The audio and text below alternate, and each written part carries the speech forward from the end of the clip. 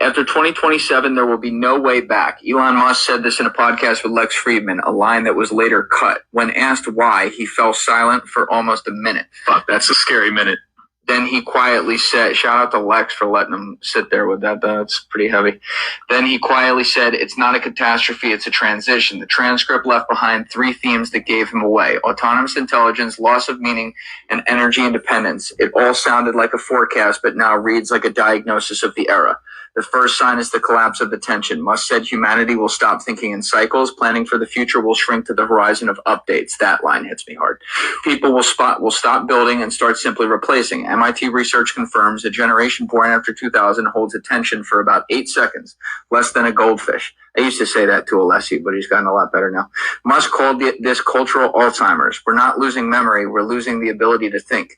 The second sign is artificial intelligence that no longer obeys. Musk says when a system starts correcting humans, that time of linear logic is over. Even now, algorithms decide who we date, what we buy, and what we think about. This isn't a machine uprising, it's dissolution into convenience. People won't notice the moment when choice becomes an option, not a right. The third sign is energy dependence. Musk explains civilization can no longer survive even a day without electricity. By 2027, here it is, in his view, the balance will shift. Energy will become currency and control over it will become power. From that moment on, everything non-autonomous will disappear. This isn't an apocalypse, it's a change of biological form. At the end, he said a line that didn't make it on air. Technology is stronger than us, but not smarter. As long as we have meaning, we are alive. Lose it and we become code. Then, after a pause, he added, we must learn to be human before systems learn to be gods. Are you ready for the transition or already living in a thing to do with reading your brain? All right, Shalom. First, I want to give all praises to Yahweh, Ba'ashem Yahushai, Ba'ashem Kakadash. Double honor to the apostles and elders of Great Millstone. Salutations to all the brothers and the few sisters out there. On to his like foreigners, from the seed of Abraham, Isaac, and Jacob. Shalom in the Hebrew, which means peace. And peace goes on to the elect of the nation of Israel. As for the wicked, they're fucked. Now, I had to stop the video right there because I wanted to go and analyze and break down what the cocksucker son of a bitch, part of my Swahili, that everybody should be upset about, the clown that is called Elon Musk and how he depicts the nearer future for everyone. And he's basically giving a forecast, all right, which in turn, they don't have no control of the future, but whatever demons given them, from the left-hand side, the Lord have gave them an ability to foresee the future. To, like I said, forecast. Now, that's another thing. That's like one of the only, no, not only, I can't say that. But one of the worst jobs, I could say, really. When you have your what they call a meteorologist, and they tell you what's going to happen tomorrow because they're reading the jet streams and the clouds is coming, the storms is coming, and they could be 50-50 and still have a job, right? Nobody questions them. Nobody says a thing. They may question them, but they'll get a pass. Why? Because who can predict the weather, right?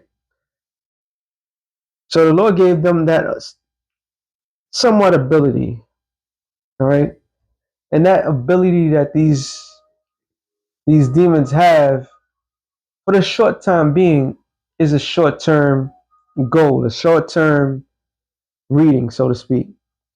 So, Salakia. So Esau has been gifted with this short-term goal. It's like how he tried to say that was slick, though. The average human got the attention span of a goldfish. Because it's true. Because the technology that's given is not really. Okay, I can explain it. If the Lord created everything, things have good use of it, right? Like the scriptures. As a matter of fact, let me get this real quick. I might go off a little. No, I'm not gonna go off top subject, but it's just the way I'm gonna break it down.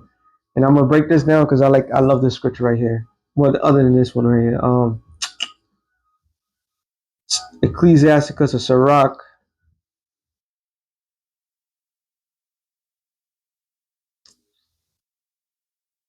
39. All right, Sirach 39, and I'm just gonna right just this point, this one 39 and 25. Matter of fact, 24 and 20, 30, 39 and 24. As his ways are plain unto the holy, so that they are stumbling block unto the wicked. Right? For for the good are good things created for the begin from the beginning. So evil things from the sinners. So the good. So the Lord created everything. We know for a fact that everything that the Lord created was good. It was intentionally created for benefit of man. I'll say it like that. That's the best way you could say it. Right? But when Esau takes hold of it, it's no longer good. It's the it carries the spirit of the beholder, so to speak. Now real quick, Daniel, I'm gonna get this out the way. 12 and 4, I believe. No.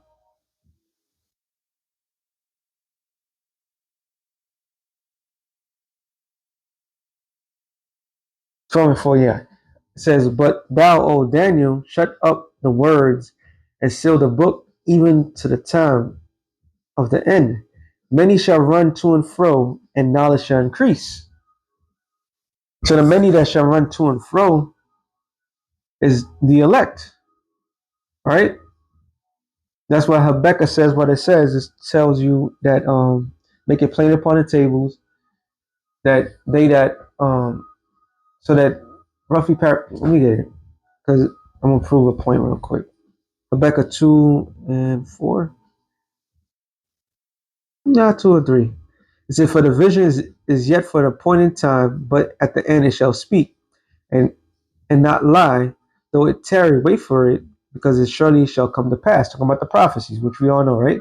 Oh, his soul which is lifted up is not upright in him. I was supposed to read up, sorry. It says, Habakkuk 2 and 2. And the Lord answered me and said, write the vision and make it plain upon the tables, that he that readeth. So he that run is the one that get the correct breakdown. So if you have, it's like the scriptures itself is pure, right? But onto the right personnel, you'll get the proper breakdown. You'll get the proper way things are. But when the wicked take holds of it, you don't get the proper, right? So the same thing goes with technology. Anything that the Lord created to the good, to the godly, is used in a godly sense. That's what I mean. All right. So when this same way, you could have something and somebody, the next person have it. You put your all into it. The person put what they consider to be all, depending whose spirit is of the righteous, is going to be righteous, right? So that's why. Oh, I got to jump down to 4. He says, "Behold, his soul which is lifted up is not aright in him." So if his soul is not lifted aright in him, even though the thing that is good, technology is nothing. What we call technology today is, like Apostle Paul always says, is nothing but a throwaway. In other words, is use is for the scriptures. Everything else is being used for is not intended to be used.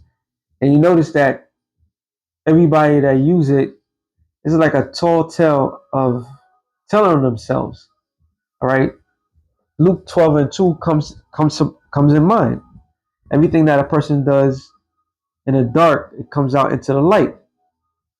So in the hands of Esau, everything that he touched, the same scripture, everything that he touches is death. All right. Every single thing that he does if he gets a hold onto it, it's gonna die. It's not gonna bring anything good. Like Yahushua said it the best. Matthew 7, I believe it says, about a corrupt tree. You Matter of fact, hold on, let me get it real quick because the other one you pop up. That's unusual.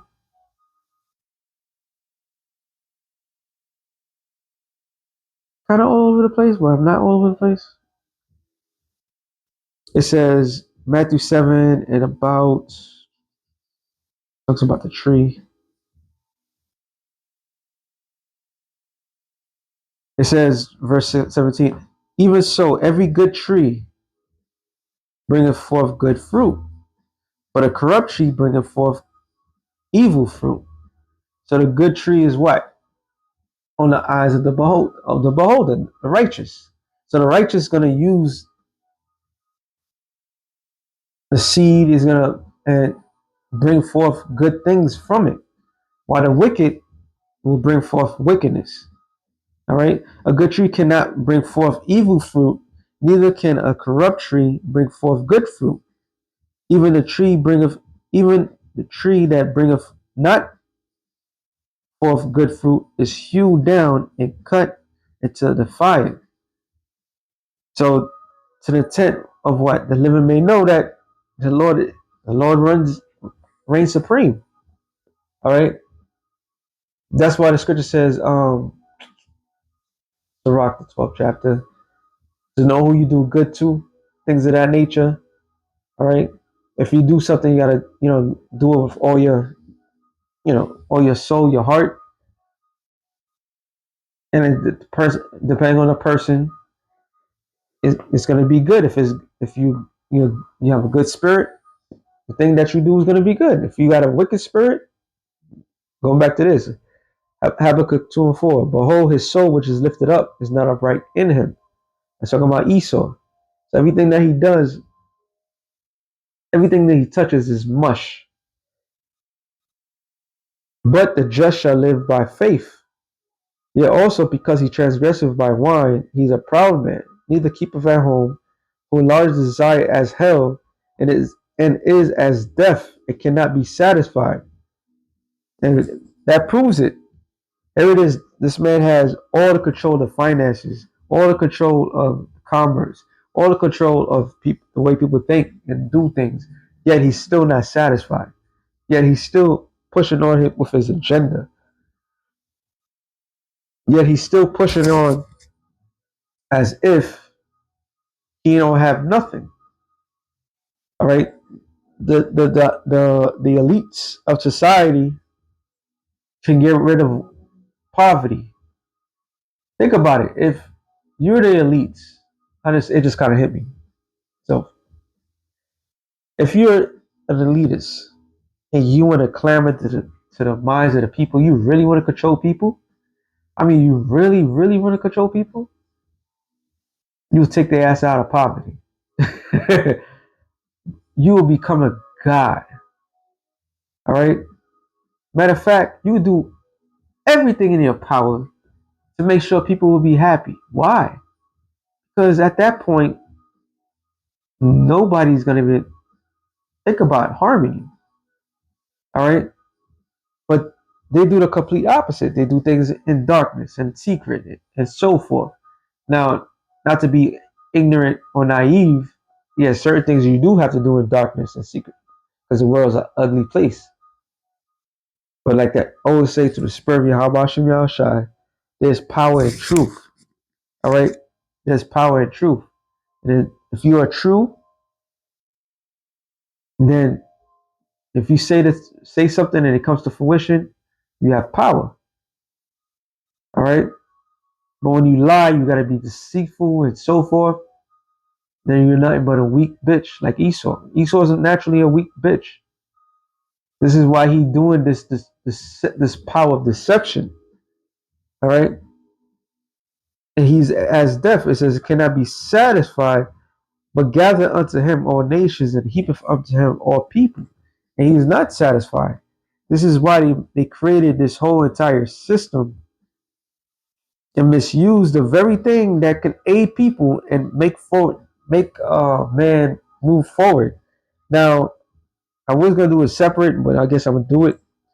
There was a show growing up as a child, and you may hear the bishops, the elders, brothers that have been around in the earth for a while. It was called a show called The Jetsons. So it happens, I was watching something on what was I watching it? I was watching something, and guess what? There's a movie on the Jetsons, and this is basic on the future. Now let me play a little bit. Let me play a little bit just to get an idea. But so the Jetsons is based on the future, a future where everything is easy for mankind, except for the fact that they live on top of the cloud because most likely down and below is polluted. But that's neither here and there, right? So this is what we grew up watching. They told us the future would be perfect. That if we built it high enough, far enough from the ground, we could leave every broken thing behind. Now, I do must say. So, like here in New York City, the higher a skyscraper is, they have to pay. Believe it or not, they have to pay a certain type of tax for that. So these motherfuckers, man, I tell you, if they're not ESO, I don't know how to explain it. Because these buildings that's in Manhattan are nothing but caves. So the higher they go up, they got to pay a certain type of tax, and I don't think it's cheaper, but they got to pay an air tax and so forth. And the people that own it, they'll make more money. And people just live on top of one another, and that consolidate everybody. This is why they tell the lies to the people. There's not enough space. There's nothing of that sort because they compact everybody into these shits. But if you're a person that experience or just travel and you get in an airplane, you could clearly see there's more land than the average person could have here in America, especially those in the major cities. All right. So there's more than enough space, but I just wanted to put that out there. And for a while I believed it. But something was wrong. I could feel it in the walls, in the silence between the machines. Because what? They're watching you. We grown up, there was the Flintstones and the Jetsons. And back in the time that it came out, and the time I was younger, they was always repeating the things of the 70s, early 80s, all that stuff. So I grew up like, wow, before technology blew up. So we always got to see that. So the Flintstones is mankind in the Stone Age. The Jetsons is the future.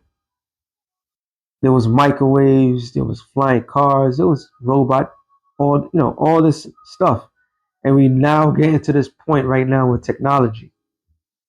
But now they're telling you this technology is going to enslave you. And simultaneously, when the actual movie comes out, or give you a broad, and you can hear it in the trailer, that is meant to fucking enslave you. You see this? Only a devil could do something like this. The city was breathing for us, thinking for us, and we let it. We forgot what it costs to hold things together with your own hands. And this is not because this is the second time I've seen this. So everything is telling you is dire. You get the excitement of the actual show, but it's like a dire message behind it. The symbolism behind that. That's why this devil gotta go, yo. And when it started falling, I realized the only thing I was never willing to lose was already. I'm sorry, I just seen Elroy. He look like a fucking. Oh, this is crazy right here. Out there somewhere in the dark. You call this living? Floating above the world. In a machine that feeds you, carries you, decides for you. I mean, come on, bro. I mean, if you can't read between the lines what's being said, yeah, I'm gonna keep on stopping it. But if you can't read between the lines what is being said, it's just that's it. That's it. He's basically, I don't know who this. I don't know who this character is supposed to be. It's not George Justin's boss, but he's basically saying that you're being enslaved by technology. The same very technology that Elon Musk is telling you that you're gonna be enslaved with. And here it is. They put in a. This is a method of the revelation. Come on, you can't. Come on, seriously. You have not evolved in 100 years. And that's the point. Now go see what you see. What he just said. You can't make that shit up. Hold on. Slakia. Now let me go back to this thing. What he just said. Power. From that moment on, everything non-autonomous will disappear. This isn't an apocalypse, it's a change of biological form. At the end, he said a line that didn't make it on air. Technology is stronger than us, but not smarter. As long as we have meaning, we are alive. Lose it and we become code. As long as we have meaning, we're alive. We've always been alive. We didn't need the technology the way it's being formed to give to us. All right, it's supposed to aid mankind, but in the hand of the devil, Esau is not aiding mankind; is being a disservice to mankind. And for what? For the Edomites to put themselves as gods with demons and running them. All right, and they have to put this RFID microchip on everything. They had to build a system to be more reliant, for people to be more reliant. And we don't, as human beings, we don't need this. All right, you don't need certain things that they were given that was been given to, but they created a system to have people stuck in that mindset. This is how they win. This is how they did it. And this is all a trap by Yahweh Bashem Yahushai for Esau. All right, it's crazy. Then, after a pause, he added, we must learn to be human before systems learn to be gods. Are you ready for the transition? And why would you allow the system to be a god? That's hey man, the scripture says the fool has said in his heart, there's no God. All right. It speaks about before. Let me get that real quick. I have to get that.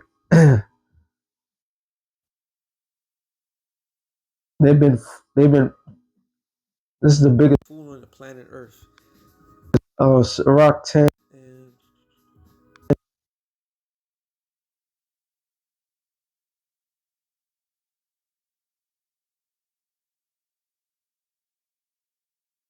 Sirach 10 and 13.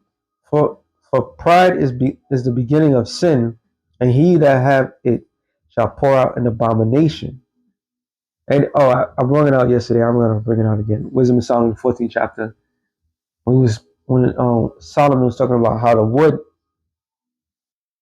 is so small, it's insignificant, but the Lord used it for safety, and it is the Lord that guides it. So something that is being used simultaneously as a boat, then they turn around and make idols out of it. So it's cursing the hands of the person that created it.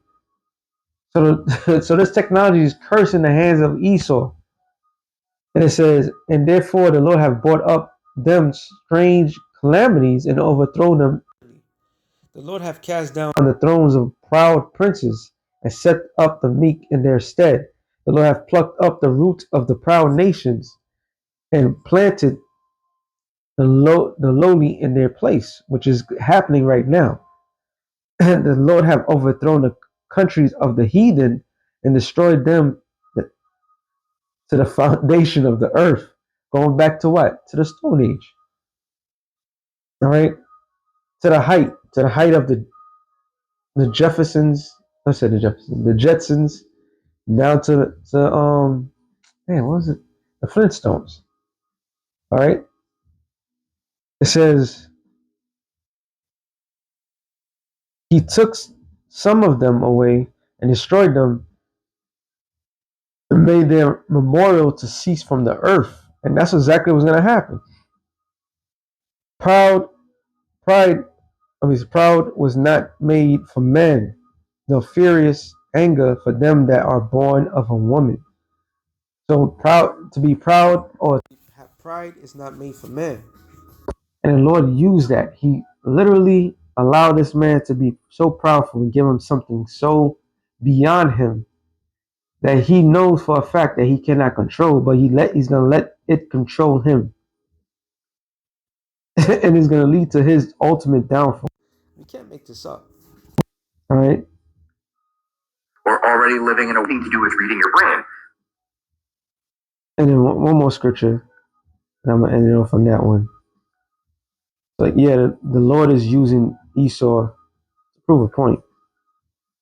Or two more. On Job 15:5, it said, seeing his days are determined, the number of his months are with thee. They have appointed his bounds that he cannot pass.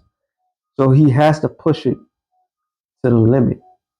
He has to push his bounds to of no return. Job 18:4.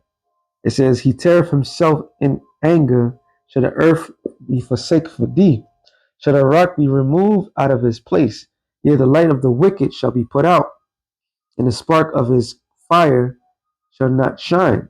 The light shall be dark in his tabernacle, and his candle shall be put out with him. Which is talking about what? His knowledge. All right, it's going to be taken out with him. So what he's shown and what he's shown to be seen to be in mastery of, like it says in Job the 20th chapter, he's going to be like his own dung. In other words, like a piece of shit flushed down the toilet. It's not going to be existent. All this to prop up what? So the Lord's name could be on the earth forever. And brother, shout out to the brother South Carolina, Elder Manatzak. Elder Manatzak Zakba. He been showing the videos of all the ungodly people, and you could feel it, you could see it, and it's mostly Jake, the ungodliness that's spewing. And I always, through the spirit of Yahweh Shem Yahshai, Tawada Yahweh Shem Yahshai, Tawada Yahweh Shem Shamakata. But saying the Lord is so bad that he created his own haters. All right? Think about it.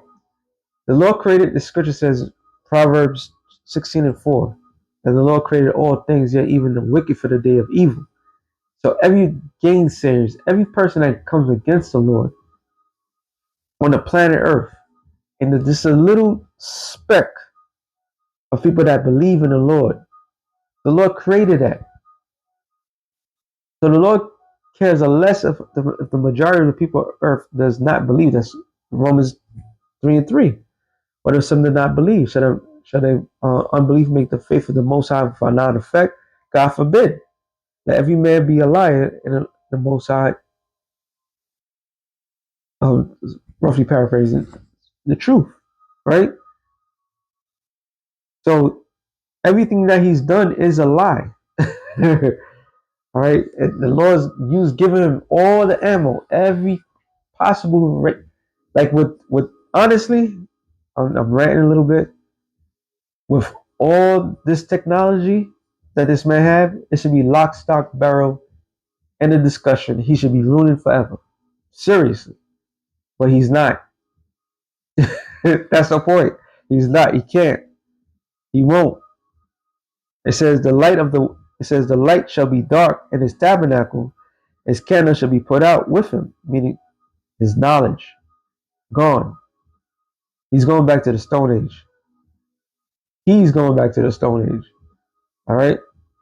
The steps of his strength shall be straightened, and his own counsel shall cast him down.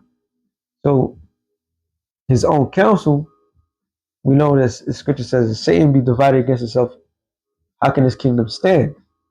So even in the sense of the agreement that they all have to create this new world order, they're not in full agreement.